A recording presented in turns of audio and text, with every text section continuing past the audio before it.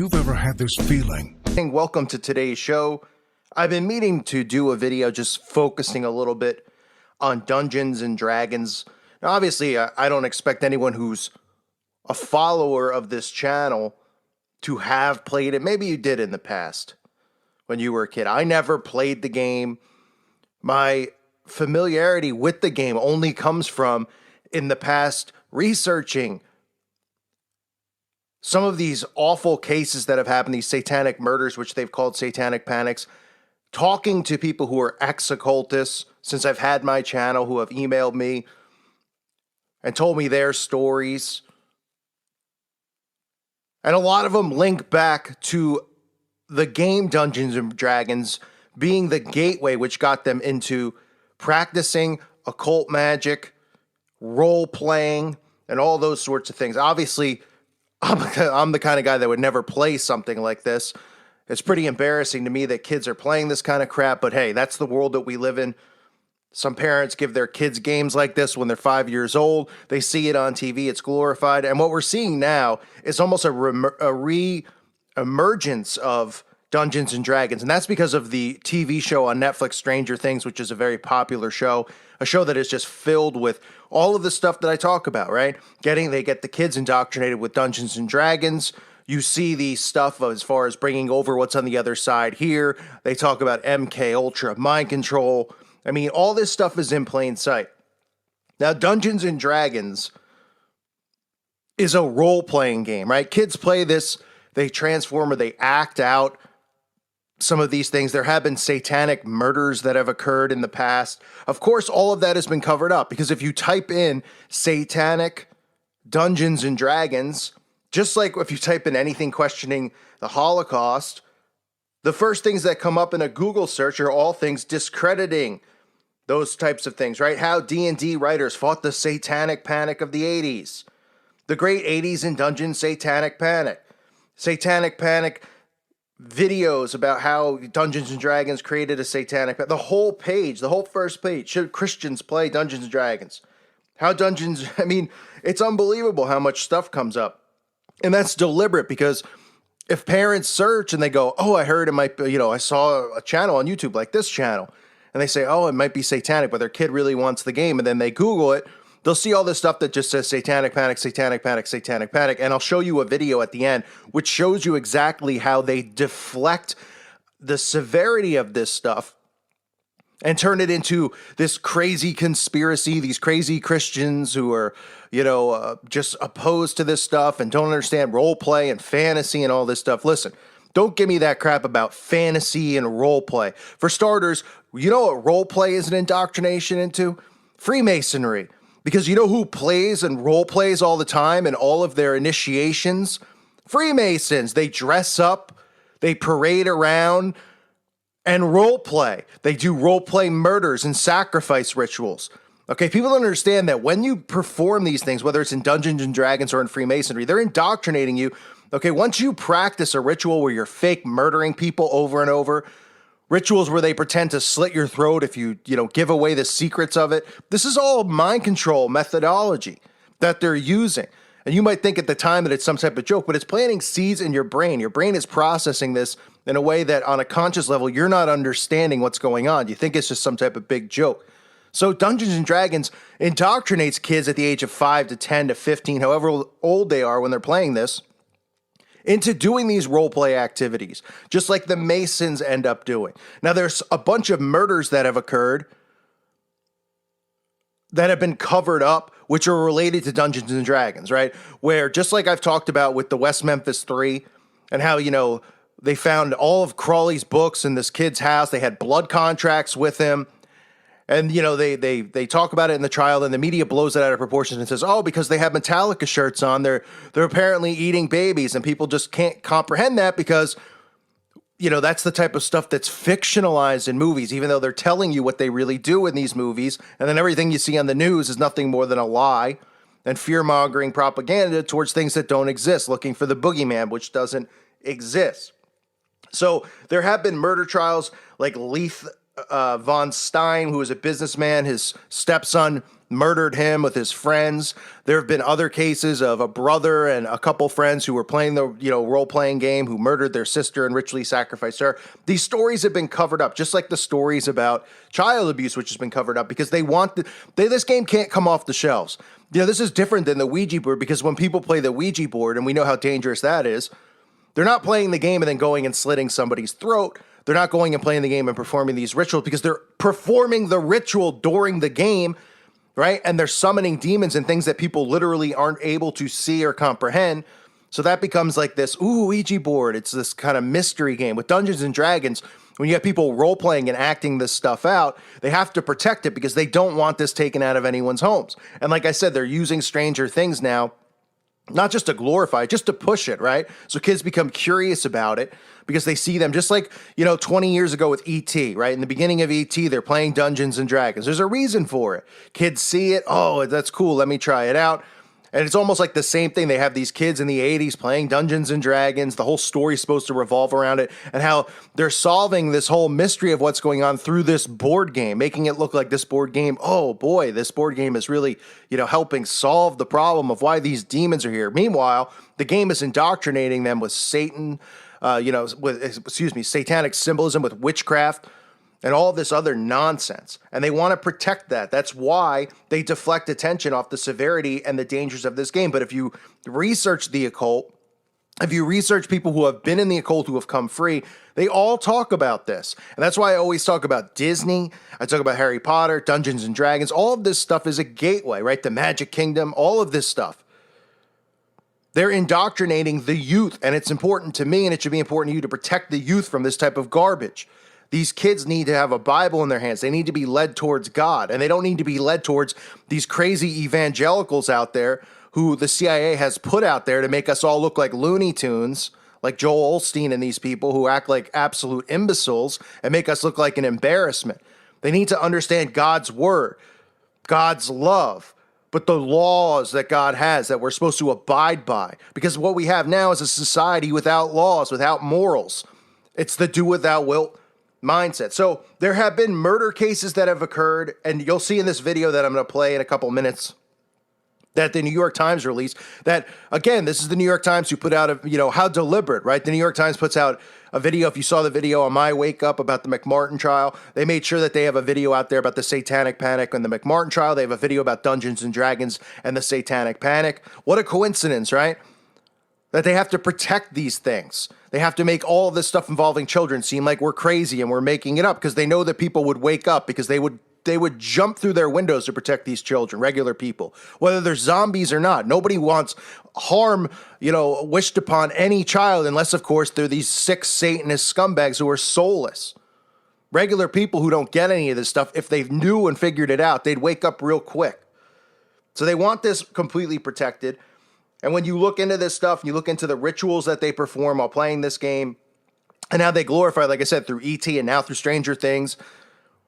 And then when you Google search it and you see how they protect it, you know that the reasoning behind it, because it leads to what? Kids, joining cults, looking deeper into black magic. It also leads to suicide and things like that. And they always go, well, these kids just want to get involved in fantasy, and that's why they play it. It's fantasy role-playing, right? And people don't even know what that means. They go, oh, yeah, that sounds like fun. Fantasy role-playing. You want a fantasy? You want to live in they talk about the game letting people kind of live in a different reality that does, or a fantasy reality. You're already living in the fantasy reality. Turn on the news, okay? Go to your schools and read your social studies books or your science books, because it's all made up. You're already living in fantasy land. When you're playing games like Dungeons and Dragons, you're actually getting indoctrinated into what's really going on and who's really in control of things. So they deflect all of this stuff on purpose. And if you're somebody who listens to this channel, it's so important. I always talk about this, and not many others talk about psychologically how important all of this stuff is. They just go, they're going to come to our doors and they're going to shoot us, and all this stuff's going to go down, and the government wants us all dead. It's all a psychological operation. They could have us dead. We're already all dying from the chemtrails and the chemicals. We already feel like crap 24/7. Yeah, sure, they want us dead. But psychologically, you have to be able to see through stuff, and that's how you wake people up. So you need to be able to see what all these hit pieces they put out there. And you need to see, why are they doing this, right? Because no matter what you're watching and what you see, you always have to say why, right? What's the agenda behind it? And when you see pieces about satanic panic, you say, well, why are they doing this? Why are they going out of their way to say that, oh, they made up this story, they sensationalized it to hurt the game of Dungeons and Dragons and the guys who made it and all this stuff. It's a joke. You should say, why are they protecting it? Why aren't they giving people who, children who are coming forward, like in the McMartin case, why aren't they trying to protect the children and have their best interest in mind instead of the McMartin preschool family? I wonder why. Because how many people would be revealed as Satanists and pedophiles and all that stuff, right? So here's this piece that the New York Times has run, and it's not new, but it's fairly new. I mean, it's 1-2 years old, because again, they're upping this up with Dungeons and Dragons, because these are things they don't want to change. They've seen how Dungeons and Dragons has worked through mind control, getting people indoctrinated with this stuff. So why would they get rid of it? Just like the Ouija board, just like these movies like Cinderella, like Harry Potter, which are, The Wizard of Oz, remade, all with the same root story involved in it, which is glorifying magic, making Christians and everyone else look like, well, just Christians look like bigots, and making it look like they're the victims. When in reality, the children out there are the victims. The people out there now who aren't awake are the victims, and it's all psychological. So here's this hit piece that they've run, trying to say why, why the satanic panic of Dungeons and Dragons existed in the first place. It's all nonsense. It truly, truly is. These kind of games, make sure your children aren't playing them, because listen, there's kids now who are growing up watching Stranger Things, and then they want to play the game because they're like, oh, it looks cool because they're playing it on the game. That's how playing it on the show. That's how mind control works. These games should be set on fire. Children shouldn't be playing these games because it is a gateway into this stuff. And people will go, oh, he's just some crazy tight blank or whatever you want to say. He's got a stick in the mud and, oh, yeah. I don't think so. That's just an easy way for them to dismiss this stuff and deflect it. There's just a real severe, extreme danger in allowing children to play this stuff. We need our, the children beneath us are the ones who are going to, be here to fight this fight. I'm not an old man, but I'm also not a young man. And we need to make sure that children who are 5, 10, 15 growing up aren't indoctrinated with this stuff. That their parents are getting what's going on, because you, the listener who's a parent, you need to raise your child the right way. And that is with the Bible. That is through Scripture. That is through following God's laws and His commandments, giving them, laws to follow to keep morality and morals in society, understanding that the only way to salvation is through Jesus Christ. Not this crap that they spew on TV where somebody dies and they automatically go to heaven. Oh, this actor died and you knew this guy wasn't a follower of Christ. And they're like, oh, I'll see him in heaven soon enough. No, you won't, because he wasn't a believer in Jesus Christ. You don't go to heaven based on, oh, you had a couple friends here on earth and you died and people liked you in the movies and you're going to be in heaven. Not how it works, but they're indoctrinating children into thinking everybody goes there and, oh, there's this, or you're reincarnated, all of this stuff. No. The only way to salvation is through Christ. And that's the message we need to get out there to the youth, keep them away from this crap. They need to realize that it's not embarrassing to be Christian, despite what they're told, because these evangelical puppets who have been put out there to make us all look like fools and buffoons, right? Wearing their sweaters and, oh, yes, but just everything's wonderful. And, if you go up to them and approach them about the pedophile rings and stuff, their only response is, let's pray for them. And that's it. And, oh, that stuff's not really going on. They don't want to do anything and make change. And that's a real contradictory, in my opinion, because people take, scripture verses and then they throw them at you, but they don't fit into what's really going on. You're not supposed to ignore, the Bible doesn't say ignore everything that's going on in this world, turn away from it, right? But people go, well, God says turn the other cheek. Oh, does he? So do you mean if, right in front of you, a guy is molesting a 2-year-old, you're supposed to just turn the other cheek and walk away and not knock the guy out and break his face and tie him up and call the police, even though they'll do nothing? He really should just be put in a cage. And people should be, the witches and Satanists should be treated like they were 100 years ago. But unfortunately now they've gained full control. And the goal for us should be to wake people up to this. And maybe, just maybe, we can do something to save some souls out there by leading them to pick up their Bible and on their own find salvation through Jesus Christ, because that's the only way to salvation. They have to find it on their own. So, sorry I went on a little rant there. But these games and this stuff drive me crazy that kids play this, the parents allow it. And here's this New York Times hit piece where you could see some of the stories and how they want to deflect attention off of it and make it seem like it's sensationalized, when in reality it's not. It's not. These games have led to murders, which have been covered up. Just like West Memphis 3, just like all of these Satanists, always getting off the hook, right? Like the story I did the other day about the preschool people. All these children came forward who were molested. Now they got let out of jail. And on top of it, they're getting millions of dollars from, in our tax money. Oh, they deserve it because they were wrongfully committed. Even though kids came forward and said they were molested. I mean, they made it up because it was it was just too hard for people to grasp. No, they free all these freaks. They free them. And they lock people like us up. And they take our right to free speech away. Well, not for long. 2018 is going to be a different year. Because there might actually be an uprising in 2018. And you might actually see me doing something more to help raise awareness on this stuff, because I'm sick of seeing children victimized by these freaks. Somebody's got to bully them back. Somebody's got to put them on their ass. Excuse my French. Here's the video. I thank everybody for listening to today's show. Pray for these kids who are just always the target of these sick sociopath Satanists. Pray for them. It began as a cult phenomenon, then it caught on. Now a new game is sweeping the country. You will burn forever and ever in eternal torment. You are no more. The role-playing game Dungeons & Dragons debuted in 1974. It became a hit with many adolescents, but critics claimed it was an invitation to devil worship. The witchcraft, the demonism, the spells. And worse. It is not fun and games. The media set off a satanic panic. A lot of adults who think it's been connected to a number of suicides and murders. That connection has been largely debunked. It's nothing but a witch hunt. And the game has generated an unexpected legacy. This was a revolution.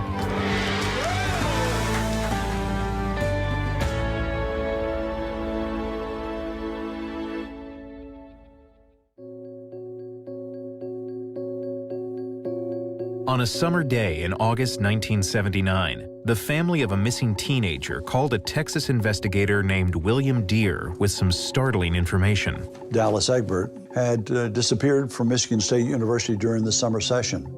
James Dallas Egbert III was a 16-year-old sophomore, and his family hired Deere to help find him. He was a computer nerd, and he had a large amount of hair and carried his little briefcase. I wasn't sure that I was being told exactly what precipitated his disappearance. So I said, well, I guess the best thing we can do is I'll go to Michigan State University and I'll find out for myself exactly what was going on. What he found when he went to Egbert's dorm room was a shelf of neatly stacked books and something else. There was a cork board with a series of tacks. In what might look like a random pattern of thumbtacks, the investigator saw what he thought could be a clue. The shape resembled a building that was part of a network of underground campus steam tunnels, which students told him they sometimes explored. We set out with maps, and we started going into the tunnels one morning with press everywhere. I entered with the idea that I did not know what I was getting into. But he had a hunch that it had something to do with a game that was growing in popularity. This is a quest in a fantasy world of castles and dungeons, monsters and dragons. This world has become real to these people. It's all part of a game called Dungeons & Dragons. Dungeons & Dragons, also known as D&D, was created by the late Gary Gygax and Dave Arneson in the early 1970s. It was born out of their love for military war games, and they devised scenarios with made-up characters that incorporated their interest in history and fantasy fiction. Gygax said it provided an escape. All of us at times feel a little inadequate in dealing with the modern world. It would feel much better if we knew that we were a superhero or a mighty wizard. The game is played in a group, and the guide, or dungeon master, You enter a very small room. talks the players through the fictional, sometimes violent adventures they will go on. and each has an elaborate scoring sheet for his character, with points for wisdom and strength and the like. A throw of these special dice decide the outcome of battles in an intricate scoring system. Nothing is acted out. The real action is in the mind. Now you guys are entering the castle. But some, including Deer, worried that while the action was imaginary, some kids might take it too far. You're leaving the world of reality into the world of fantasy. It advocated murder, decapitation. And I'm going, this isn't a healthy game. How can it be a healthy game? That game, and Deer's hunch that Egbert was playing it in the tunnels, made great fodder for headlines, but it was a dead end, and Deer went back to Texas empty-handed. It wasn't within a day or two that the phone call came in. And I was told where I could find him, that he was still alive. So we flew out, and I'm trying to remember his exact words, but he couldn't really say a lot. And I left it like that. Egbert was a complicated teenager whose disappearance was never fully explained and who later committed suicide. There was speculation he was the victim of a campus game called Dungeons and Dragons, but after a month-long nationwide search, he was found unharmed. Deer fed into the growing suspicions about D&D in a book that pointed to the game as a culprit in Egbert's disappearance. But Tim Kask, who helped develop D&D with Gary Gygax, says Deer was just hyping the story for personal gain. He was a publicity hound, and he knew that he could hang it on D&D and gather a lot of media frenzy, and he did. Dallas Egbert is a tragic story. Brilliant young man, sent off to university at 15. It had nothing to do with D&D and the steam tunnels. Still, that attention set off an unexpected chain of events. Our stock took off, literally. We sold thousands of more copies within 90 days of all that stuff happening, and we were up in print runs. That's when we took off. Sales nearly quadrupled the year after Egbert disappeared.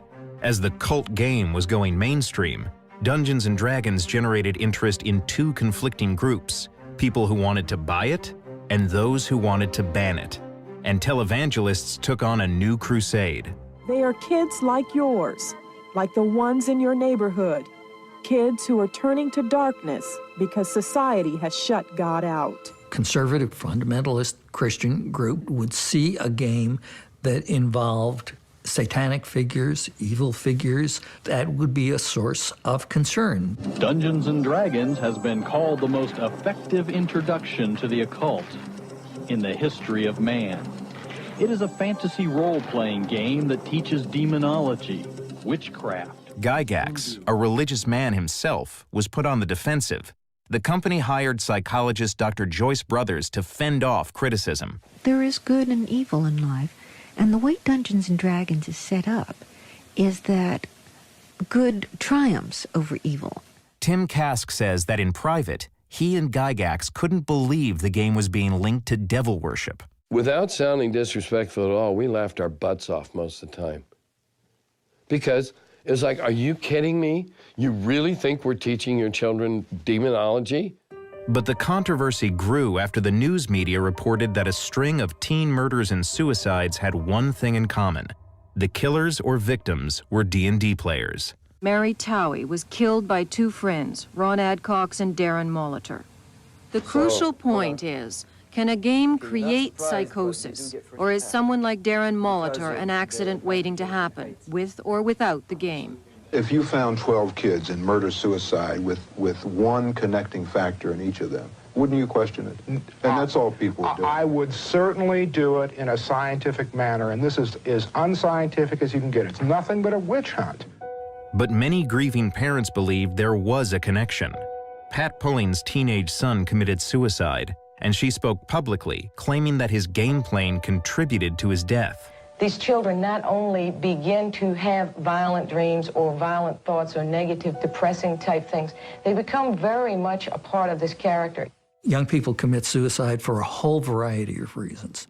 In my research, I saw nothing that led anyone towards depression or suicide. Northwestern University professor of sociology, Gary Allen Fine, wrote a book called Shared Fantasy and studied the D&D subculture. They were the kind of kids and young people who didn't go to dances or date on the weekends. It was part of a nerd culture, I guess you would say. I can still throw death spells, huh, Steve? The D&D culture intrigued filmmakers and fiction writers.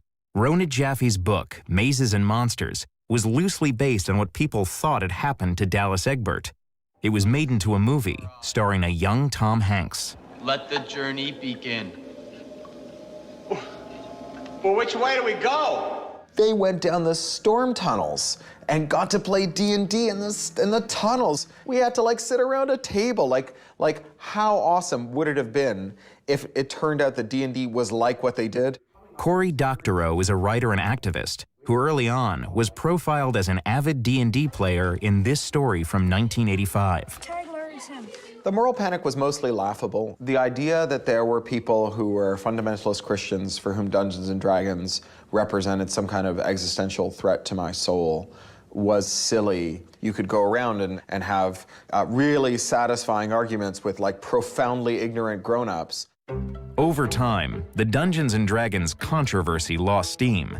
And today, the common thread between D&D players is less likely to include any reported links to violence, and more likely to involve Emmy Awards and literary prizes.